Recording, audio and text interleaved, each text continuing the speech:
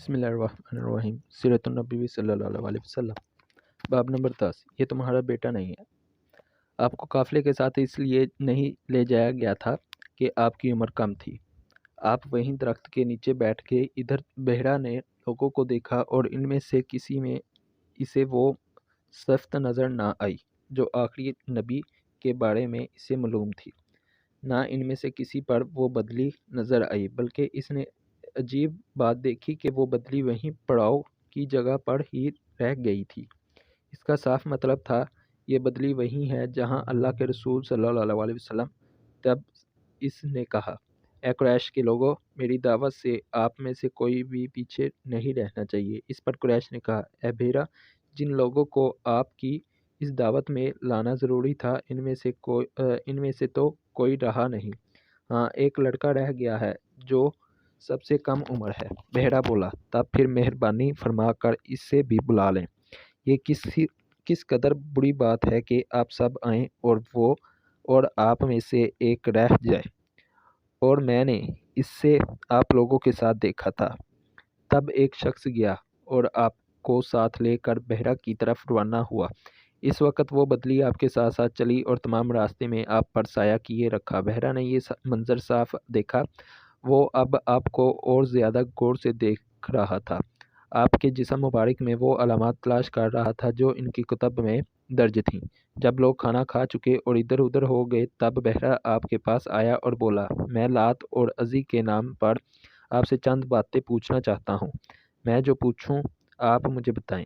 इसकी बात सुनकर आपने फरमाया, लात और अज़ी बुतों के नाम पर मुझसे कुछ ना पूछो। अल्लाह की कसम, मुझे सबसे ज़्यादा नफ़रत इन्हीं से है।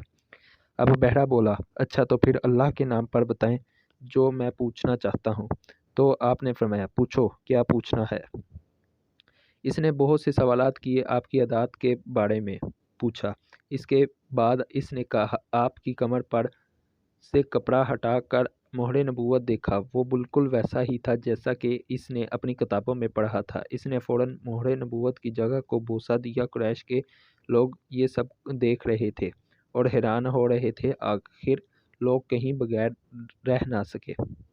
ये राहिब मोहम्मद सल्लल्लाहु अलैहि वसल्लम में बहुत दिलचस्पी ले रहा है। शायद इसके नज़दीक इनका मर्तबा बहुत बुलंद है। इधर नबी करीम सल्लल्लाहु अलैहि वसल्लम से बातचीत करने के बाद बेहरा अबू तालिब की तरफ आया और बोला, ये लड़का तुम्हारा क्या लगता है। अबू तालिब ने कहा, ये मेरा बेटा है। इस पर बेहरा ने कहा, नहीं, ये तुम्हारा बेटा नहीं हो सकता। ये नहीं हो सकता कि इसका बाप जिंदा हो। अबू तालिब को ये सुनकर हैरत हुई। फिर उन्होंने कहा, दरअसल ये मेरे भाई का बेटा है। इनका बाप कहाँ है?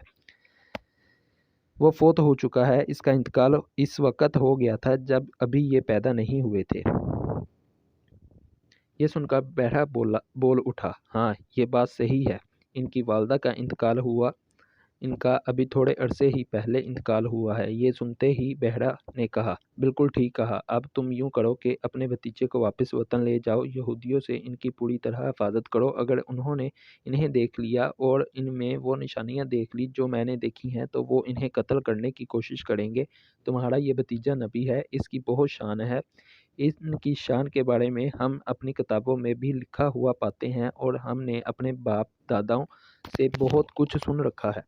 मैंने ये नसीहत करके अपना फ़र्ज़ पूरा कर दिया और इन्हें वापस ले जाना तुम्हारी ज़िम्मेदारी है। अबू तालिब बेहरा की बात सुनकर खौफज़दा हो गए। आपको लेकर वापस मक्का आ गए। इस वाक़ये के बाद आपकी उम्र 9 साल थी। इस वाक़ये के वक्त आपकी उम्र 9 साल थी। इस उम्र के लड़के आम तौर पर खेल कूद में ज़रूर हिस्सा लेते हैं। इन खेलों में ख़राब और गंदे खेल भी होते हैं। अल्लाह ताला ने आपको इस सिलसिले में बिल्कुल महफूज रखा। जहालियत के ज़माने में अरब जिन बुराइयों से जकड़े हुए थे, इन बुराइयों से भी अल्लाह ताला ने आपकी हिफाजत फरमाई। और एक वाक़या आपने खुद बयान फरमाया, एक कुरैशी लड़का मक्का के बलाई हिस्से में अपनी बकरियां लिए मेरे साथ था। मैंने इससे कहा, तुम ज़रा मेरी बकरियों का ध्यान रखो ताकि मैं किस्सा गोई का मजलिस में शरीक हो सकूं। वहाँ सब लड़के जाते हैं। इस लड़के ने कहा, अच्छा।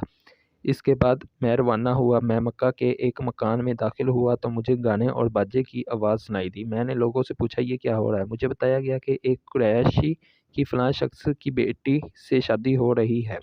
मैंने इस तरफ तवज्जो दी ही थी कि मेरी आंखें नींद से झुकने लगीं। یہاں تک کہ میں سو گیا۔ پھر میری آنکھیں اس وقت کھلی جب دھوپ مجھ پر پڑی۔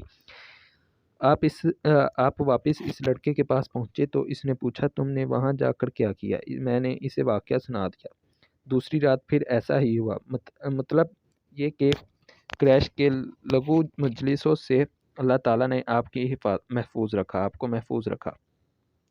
کریش کے ایک بت کا نام بوانا تھا۔ کریش ہر سال اس کے پاس حاضری دیا کرتا تھا۔ اس کی بے حد عزت کرتے تھے۔ اس کے پاس قربانی کا جانور ذبح کرتے تھے، سر منڈواتے، سارا دن اس کا اعتکاف کرتے۔ ابو طالب بھی اپنی قوم کے ساتھ اس بت کے پاس حاضری دیتے۔ اس موقع پر قریش عید کی طرح مناتے تھے۔ ابو طالب نے نبی کریم صلی اللہ علیہ وسلم سے کہا، بھتیجے آپ بھی میرے ساتھ عید میں شریک ہوں۔ آپ نے انکار فرما دیا۔ ابو طالب ہر سال آپ کو شریک ہونے کے لیے کہتے لیکن آپ ہر بار انکار ہی کرتے رہے۔ آخر ایک بار ابو طالب کو غصہ آ گیا۔ آپ کی پھوپھیوں کو بھی آپ پر بے تحاشا غصہ آیا۔ وہ آپ سے بولیں، تم ہمارے معبودوں سے اس طرح بچتے ہو اور پرہیز کرتے ہو، ہمیں ڈر ہے کہ تمہیں کوئی نقصان نہ پہنچے۔ انہوں نے یہ بھی کہا، محمد آخر تم عید میں کیوں شریک نہیں ہوتے؟ ان کی بات سے تنگ آ کر آپ ان کے پاس سے اٹھ کر کہیں دور چلے گئے۔ اس بارے میں آپ فرماتے ہیں، میں جب بھی بوانا یا کسی اور بت کے نزدیک ہوا، میرے سامنے ایک سفید رنگ کا بہت قد آور آدمی ظاہر ہوا۔ اس نے ہر بار مجھ سے یہی کہا، محمد پیچھے ہٹو، اس کو چھونا نہیں۔